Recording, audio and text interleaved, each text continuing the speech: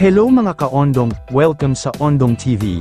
Ngayon, ipapakita ko sa inyo ang detalyadong proseso ng pag-i-install ng isang piso Wi-Fi vending machine dito sa Lepanto, Quezon, gamit ang TP-Link EAP110 bilang access point.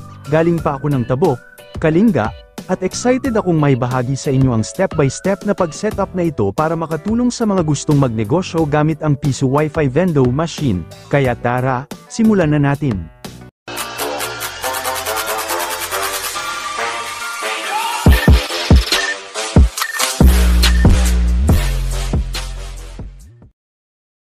Una sa lahat, naghanap ako ng magiging poste ng TP-Link EAP110. Dito sa lugar ng client, may nakita akong maliit na tubo na ginagamit nilang panungkit ng mangga.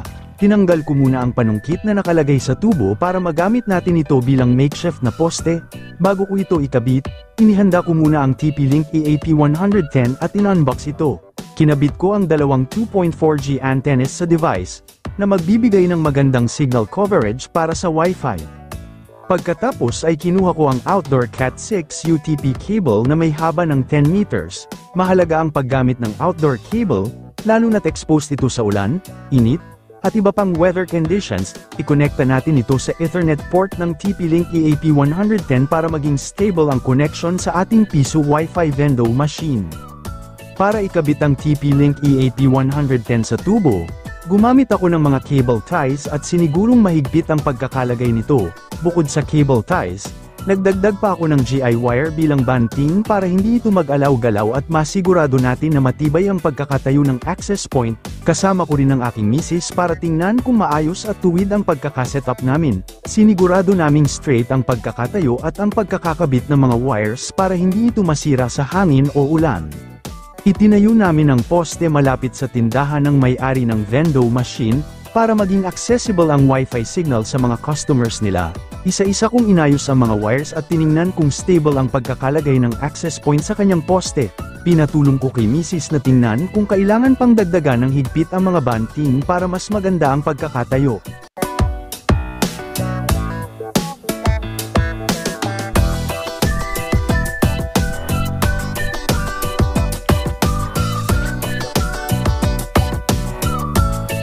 Ngayon, ikokonekta na natin ang kabilang dulo ng Cat6 UTP cable mula sa TP-Link EAP110 papunta sa PoE port ng PoE adapter. Ang PoE adapter ay may role na mag-supply ng power at data sa access point gamit ang iisang cable. Kaya hindi na natin kailangan ng hiwalay na power cable para sa EAP110. Mas neat din ito at mas madali sa cable management. Gamit ang USB to LAN adapter, ay connectin natin ang PoE adapter sa LAN port. Mahalaga ito para masiguradong nakakuha tayo ng sapat na connection papunta sa TP-Link EAP110.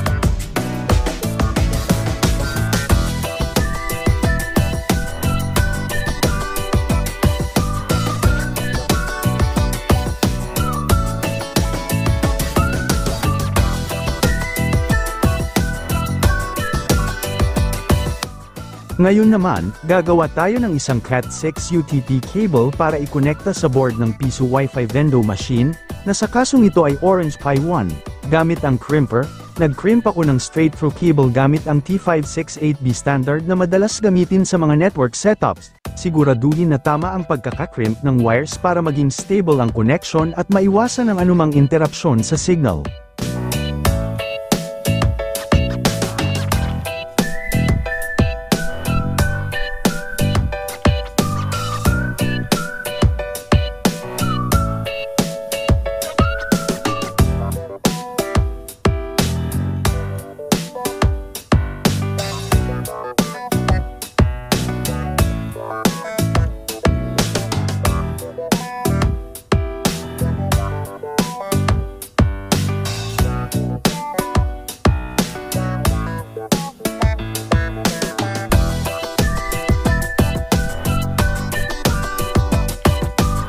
Pagkatapos, ikinonekta ko ang cable sa Orange Pi 1 board ng ating vending machine.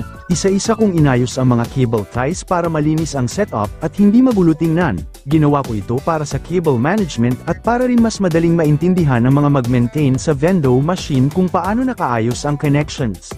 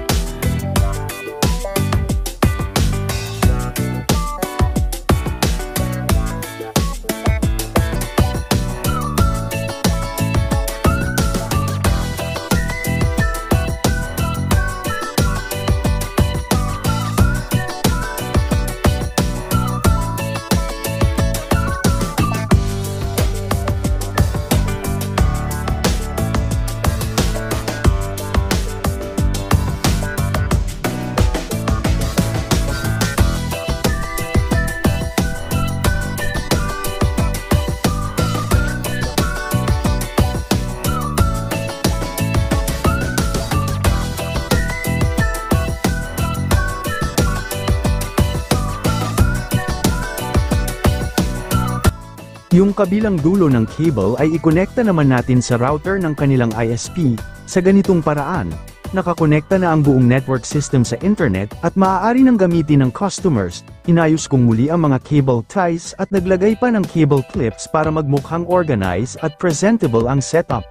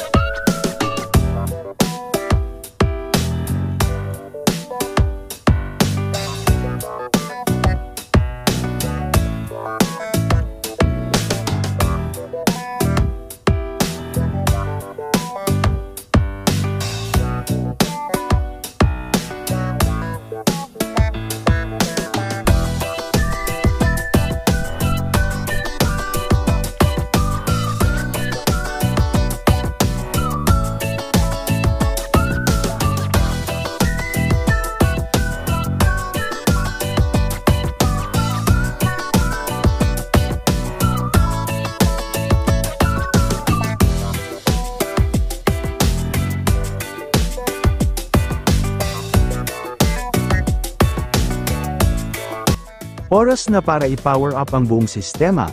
Kapag nakita nyo ang LED lights ng coin slot na nagbiblink, ibig sabihin niyan ay nagbo-boot up pa ang ating Piso Wi-Fi Vendo machine. Tumagal ng ilang minuto ang proseso ng boot up, at dito mahalaga na antayin natin hanggang sa maging stable ang running light. Kapag tumigil na ang blinking at nag-stabilize ang ilaw, ibig sabihin ay fully booted up na ito at handa nang gamitin ng mga customers. Sa pagtatapos ng installation, time for pictorials, kasama ang may-ari, nagpa-picture kami sa tabi ng kanilang bagong Piso Wi-Fi Vendo machine, kasama sa libreng package ang isang tarpaulin na may step-by-step instructions kung paano mag-connect sa Wi-Fi. Mahalagang malinaw ang mga instructions para madaling maintindihan ng users at mapalakas ang customer engagement. At yan mga kaondong, kompleto na ang ating installation ng Piso Wi-Fi Vendo machine na may TP-Link EAP110 access point. Sana marami kayong natutunan sa proseso, lalo na sa tamang cable management at configuration para masigurong stable at efficient ang operation ng Wi-Fi Vendo machine. Maraming salamat sa pagsubaybay at pagsama sa amin dito sa Ondong TV. Huwag kalimutang mag-subscribe para updated kayo sa mga future installations, tips, at troubleshooting guides. Hanggang sa muli, mga kaondong.